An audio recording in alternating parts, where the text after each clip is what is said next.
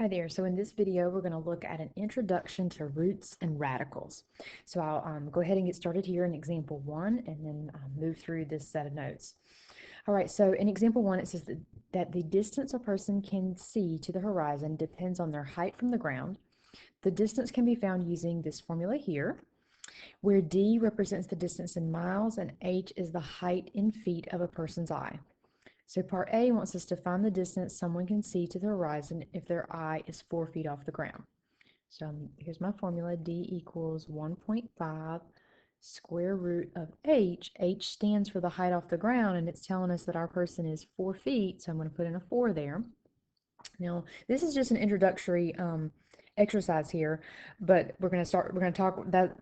But in essence, that's the reason why we started with this problem, is because we're going to be talking about square roots in this particular section and beyond square roots. So multiple, any kind of root essentially.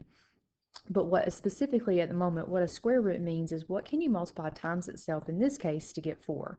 And so this is a perfect square because we know that we can multiply 2 times 2. So what we say then is that the square root of 4 is 2. So it's like performing a new operation. We're performing the square root, and we're asking ourselves what times itself can give us 4, and we know that's 2. And then we just clean this up. 1.5 times 2, that gives us 3. Our distance is measured in miles. So that person can see out 3 miles. Okay. Find part, and let's go ahead and move on down to part B. Find the distance someone can see to the horizon if their eye is 16 feet off the ground. So still use the same formula. D equals 1.5 square root 16 this time. So same operation here. We're going to take the square root first. What can you multiply times itself to get 16?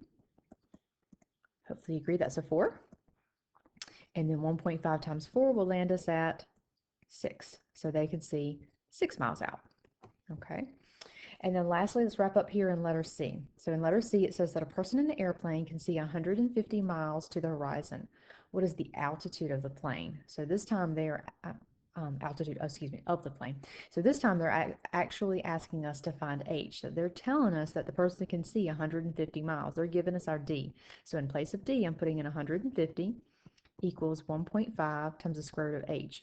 And our goal this time is to solve for that H. Okay, so we're going to treat it like a normal equation and go through our steps here. So we're going to get closer and closer to getting that H all by itself. So the first thing I'm going to do is get rid of that 1.5. That's 1.5 times, so to undo multiplication, divide. Whatever you do to one side, do to the other. So it cancels out on the right hand side here. 150 divided by 1.5. I'm just going to come over here to give myself a little bit more room. That would give me 100 equals the square root of H.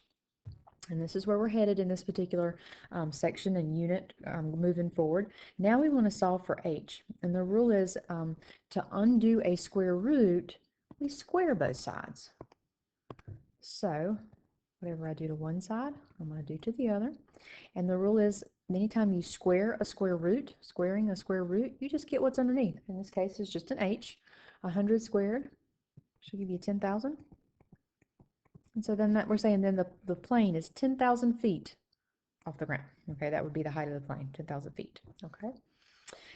All right, so now you kind of see a little bit of things play out here with square roots. Let's just get you some background information about square roots in case you're, or just a review, okay? So in other words, to undo the operation of squaring a number, we're going to introduce now the operation of square root, okay? The symbol for square root is just that radical symbol that you see here. So to undo 5 squared, we write it as the square root of 25, and we know then that square root of 25 is 5, okay? 25 is known as a perfect square because we know a whole number that we can multiply times itself to give us 25. Now, it should be noted that typically when you take a square root, you can get a positive value as well as a negative value, right? Because we can take negative 5 and square it, and that gives us 25, and positive 5 and square it, and that also gives us 25. To avoid any confusion at the moment, what we're going to be talking about is just the principal square root, and the principal square root is only looking at the positive value. So we're just going to say that the square root of 25 is 5, just like we did above here, and we said the square root of 4 is 2, and the square root of 16 was that positive 4, okay? All right, so, and then there's your definition of that principal square root. We're just looking at the positive, okay? So we'll come on down then to example 2, and we're going to simplify each of these square roots. So I'm going to do a few of these here down below with you. So the square root of 36, we're asking ourselves, what can we multiply times itself to give us 36? And hopefully you agree, that's just 6. Final answer. Okay, let's scoot over to letter C here. Don't let this trip you up having a square root of a fraction here. One big square root is the same as two small ones. And so now the square root of 25 is, what can you multiply times itself to give us 25? And down below, what can you multiply times itself to give you 16? 5/4. Final answer. All right, let's scoot over down to letter E. Negative square root of 0. So I'm bringing down essentially this negative out in front. This is like saying -1 times the square root of 0. So let's do this. -1 times, and square root of 0. What can you multiply times itself to get 0? Well, that would still be 0. -1 times 0, or anything times 0, is still 0. Final answer there. Now in letter F says the square root of -4. It is not possible to take two real numbers and multiply it times itself to get a negative value, right? Because remember, think about it, that -2 times -2 would give me a +4. And we already know that +2 times +2 would give me a +4. I'm never going to be able to multiply two numbers together and get a negative value. Unless we have imaginary numbers, and that's just not the scope of this class, but you will see that in your pre-calculus class. So for right now, we say then that this has a non-real answer. So the answers here are not real. Okay. All right, let's flip it over then to the next page. In example, on the previous page, we looked at everything that were perfect square roots, that we were able to find a number that multiplied times itself, we could get that value. Not every number has a perfect square root. Like, for example, here in example 3, letter A and letter B, I can't find a number that multiplied times itself would give me 10, a perfect whole number. Likewise for 75. There's not a perfect whole number that when I multiply it times itself, it's going to give me 75. So that's where your calculator will come into play. You will, most calculators have the square root function as part of a second function, so you'll have to hit second and then x squared. That's usually how you get the square root key in your calculator. You may have just the square root button, but most often it is second x squared. So what I'm having us do here is I just want to make sure you know how to do this in your calculator. So I would hit second x squared and then type in your 10 and hit enter or equals, depending on your calculator. Make sure that you can land at 3.16 on that one. Likewise for letter B over here on the right, second x squared, or like I said, just depending on how your calculator is laid out, then 75, and that one should land you at 8.66 if I've got us rounded to 2 decimal places here, okay? All right, so now let's move on down below. If you have any questions, you're not able to get those in your calculator, definitely go see someone, get someone to help you get that, whether your instructor, the math lab, to find that key. All right, I've got a little bit of a typo here. This should be evaluating radical expressions. And so you're evaluating here whenever you have a variable underneath the radical, underneath that square root. And to evaluate, you just substitute in the given value and do normal order of operations, okay? So I'm going to come down to example 4, and it says to evaluate for the given variable. I'd like for us to do C and D together and let you pause the video and go back and try A and B and check yourself by the solution key. So in letter C, it says everywhere I see an x for this radical, I want to put in -3. So I have the square root then of -3 squared minus 4. Think about order of operations. I've got to square before I can subtract. So -3 squared, remember that means -3 times -3. So that's going to give me a +9 minus 4. 9 minus 4 then gives me 5. I should say this, you have to subtract, okay, before you can take the square root. It's not legal to take the square root of 9 and the square root of 4 like that. You've got to subtract, get it down to one number, and then see if you can take the square root. In this case, a square root of 5 would be known as your exact answer. And then if you pop it in your calculator, and let's do 2 decimal places, you should land at 2.24, and this would be known as your approximate answer. And so, just think about it as we move forward, and maybe we're talking about time or miles. The square root of 5 minutes, or the square root of 5 miles wouldn't make much sense to us, but 2.24 minutes and 2.24 miles would make give us more context. Okay, so there's a time and place for the exact as well as the approximate. Okay, so you'll be instructed as far as when you need which. Okay. So let's usually good rule of thumb is that unless it tells you otherwise, leave it in that exact form. Okay. All right, let's move over to letter D. Everywhere I see an X, I'm going to put in 1/3. Don't let the fraction here scare you off. So I have 1/3 squared minus 4. So whenever you have a fraction raised to a power, remember from the last unit, you raise the top and the bottom to that power. So 1 squared, 1, 3 squared, 3 times 3. All right, so now we clean this up. 1/9 minus 4. That should give you a negative 35/9. Now I'm trying to take the square root of a negative number. I can't do that, just like we saw on the previous page. So that is non-real. Okay, I can't find any real numbers that when I square it, I can get a negative. Okay. All right, so now we're going to look at evaluating radical equations. So we are just going to be here treating it like a normal equation, get letters on one side, numbers on the other. All right, so let's come on down then to example 5. It says a science class tests how long it takes a ball to fall to the ground when dropped from various heights. The class determines that the time t in seconds that it takes the ball to fall to the ground after being dropped from a height of h feet is given by this equation. Part A says, well, what are the units does t represent, and what units does h represent? So I hope it was just told right there to us in the problem that t represents our time in seconds, and more specifically, to hit the ground. Let's put that there. So to hit the ground. And then h represented, it was the height of the ball. Height of the ball. And it was being measured in feet. So I'll put that down here. Measured in feet. Okay. Let's do B here together, and I'll let you try C.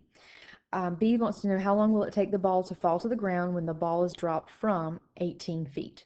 So looking at my formula here, t equals 0.243 square root of 18.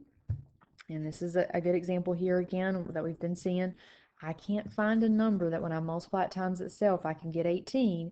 So I'm just going to have to type this in my calculator. You can type it exactly how you would say it here, 0.243 times square root, so probably your second x squared, and then type in your 18 and your equals or enter. Make sure that you can land at 1.03. We're solving for t, so that t is measured in seconds. Okay, I'll let you pause and try letter C. And I'm going to scoot on over to the next page. All right, so we are going to now look on this page at simplifying radical expressions that contain variables. So in the next section, we're going to get a little bit more complicated with our variable expressions, but at the moment, we're just going to stick with our perfect squares here, and we'll do perfect cubes on the next page. So squaring a variable, remember, you take x squared, that just gives you x squared. X squared squared, remember, when you raise a power to a power, you multiply, so 2 times 2 is 4. X cubed squared, 3 times 2 is 6. So now let's think about undoing it, taking the square root. So the square root of x squared is just x. What can you multiply times itself to get x squared? Another way to think about this, something that we're moving forward, the index, which is a little tiny number outside of square root, is always a 2 for square roots. And so whenever so another way to think about reducing this is that the rule is that you take the power and divide it by the index. So square roots always have an index of 2. So 2 divided by 2, x to the first. The square root of x to the fourth, well, 4 divided by 2 is 2. 6 divided by 2, x cubed. So the square root of x to the 8, 8 divided by 2, that'd be x to the 4. So it's kind of like taking half, okay? So that's what you will be doing. Again, anytime you're looking at a square root, you usually don't see that index of a 2 written, but any other root, like a cube root, a fifth root, that index number has to be written. Let's come on down to example 6, and I'll do the left column with you, and let you pause and try the right-hand column, okay? So here I'm taking the square root of x to the 8, so I can just look at this as, I'm going to look at it 2 ways, okay? So remember, you can think of this as x to the fourth squared, right? And so if you're taking the square root, then these 2's cancel out, and that would just leave you with x to the 4th, okay? Or you could have gone from the very beginning, 8 divided by 2, which gives me x to the 4th. I personally like that way. All right, so remember on letter C down here, one big square root is the same as 2 small ones. All right, so the square root of x squared, so 2 divided by 2, so that'll be x up top, square root of 25. So down here, remember with numbers, you're asking yourself, what can you multiply times itself to give you 25? You agree that's a 5? Final answer. All right, so let's down here, letter E, pull 2 out. So the square root of x to the 18, 18 divided by 2, 9, so x to the 9th, final answer. All right, so just to give you some, like I said, I was just referring to in the video here. So you've got the square root symbol, which is known as your radical. The index is a little tiny number at the top left. Remember, square roots are the little index of 2 is not written, but for every other root, that number has to be written. And what's underneath the square root is known as your radicand. Okay, so just a little bit of terminology there. Let's flip it over on the next page and let's talk about cube roots. For a cube root, you're asking yourself, what can you multiply times itself 3 times to get that value? So I just looked at 1 through 4 here and I cubed them. So of course, 1 cubed is 1, 2 cubed is like saying 2 times 2 times 2. So that gives you 8. 3 cubed, 3 times 3 times 3. 4 cubed, likewise. So if you want to take the cube root of 1, we're asking ourselves, what can we multiply times itself 3 times to get 1? So that's just 1. The cube root of 8, what can I multiply times itself 3 times to get 8? That's 2. And likewise down the table there. So when we come down in example 7, I'm going to do A and C here with you. I'm asking myself, what can I multiply times itself 3 times to give me 8? All right, and I'll maybe write a little work here for you. Remember, what can you multiply times itself 3 times to give you 8? Well, I could do 2, right? Because 2 cubed would give me 8. And so now let's do our little division here, 3 divided by 3. So that would just give me 2. Time you. Now the next one, if you remember from before, I can't take the square root of a negative number, but I can take the cube root, and here's why. So remember, this is the cube root. What can you multiply times itself 3 times and get -1? If you think about it, you can do -1, right? I'm gonna write it like this, right? Because -1 times -1 would give me +1. And 1 times -1, that would give me -1. So I could write this then as the cube root of -1 cubed. And so 3 divided by 3 is 1. So I just have -1. Little note down below is that you can't take the square root of a negative number, but you can take the cube root of a negative number. Okay. And to even expand that even further, you can't take the even root of a negative number, okay? But you can always take the odd root of a negative number, okay? But at the moment, we're just focusing on squaring and cubing. All right, let's flip it over to the last page with our rational exponents. And these are just alternative ways to write exponents, so I want us to go both ways. So x to the 1/2 is the same as the square root of x. Okay, because think about it, if the square root of x has an imaginary power up here as 1 and the index up there is 2, so another way to get it out of this underneath the square root is you raise it to the x to the 1 divided by 2. Okay, so that's the reason why those work like that. Anytime you take a square root and you square it, you always get what's underneath. Okay. All right, so let's come down below and look at example 1.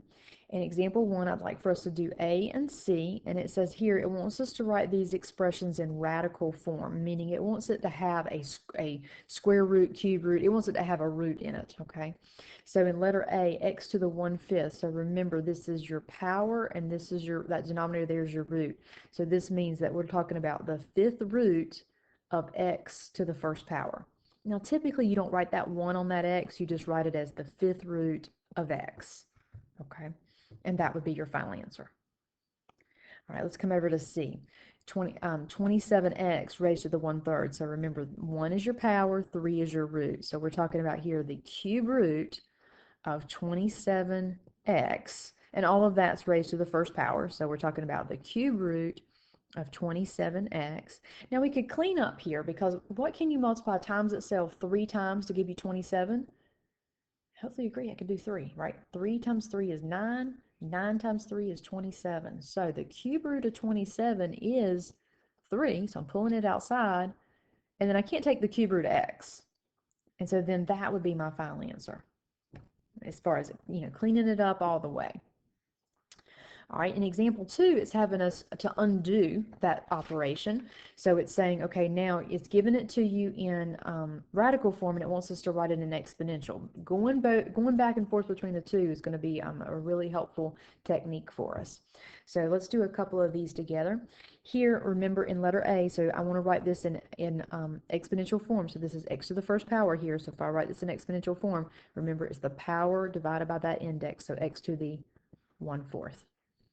Okay, let's come over to letter B. I want to write this, so the power divided by the index, so x to the 5/3, x to the 5/3. Okay. All right, so coming on now to letter D, since it's got a number in it. So I'm taking the cube root of everything in this underneath the radical here. So the cube root of 64, what can you multiply times itself 3 times to give you 64? If